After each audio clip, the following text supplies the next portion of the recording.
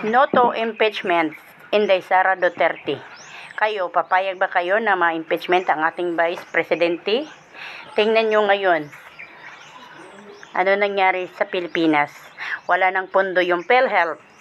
Lalo tayo naghihirap. Sana yung tag 20 na lang yung kilo ng bigas. Magpa-impeachment kayo. Pukpukon kayong ulo nyo. Pa-impeachment si Inday Sara. Kaya nga naman, tanawan ninyo ang karon. Naghirap na kayo ta. Hirap na ang Pilipinas. Nibalik na ang krimen, nibalik na ang patay, nibalik na, wala na yung mga pundo ang mga panudlanan. Wala na, samot na ang PhilHealth. Wala na. Dukdukon gud na inyo mga ulo ba kung gusto ko di mo mulaban. Laban jud ta. Duterte. Duterte. Duterte. Duterte lang yun, tanawan ninyo. Ang karon sa una nga mga Duterte pa ang presidente, o tanawa. Bisa maglakaw-lakaw pa ka sa kadalanan. Liligod ka mahadlok. O karon hadlok na kayo. Uy, musa kailang ganita ugban, hadlok na kay na daw manguwa ugban na.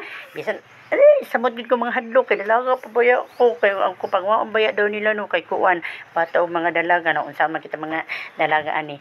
Musugod ba dita makuha ra atong kidney. Ay di ta musugod oy.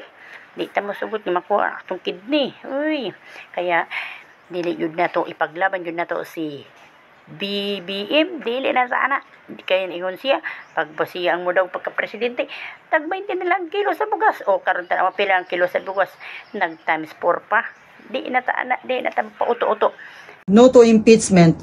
I strongly support Vice President Inday Sara Duterte.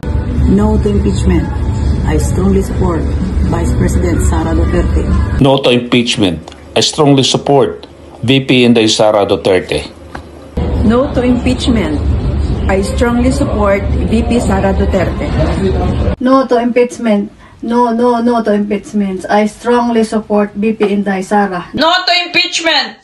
I strongly support BP Inday Sara Duterte. No to impeachment. I strongly support Vice President Inday Sara Duterte. Sino ba ang dapat ma-impeach, VP Sara or PBBM? BBBM dapat. Bakit? Siya lang naman talagang gumagawa ng kaguluhan ngayon, di ba? Ang Pangulo natin, si Duterte, wala naman talagang kaguluhan nagaganap eh. Malinis ang bansa natin. Napabuti, napalinis, napaangat. Alam na mga ibang pangulo yan ng iba't ibang bansa. Ngayon, BBM na naman, naglabasan ng mga magnanakaw, yung mga drugista, naglabasan, di ba?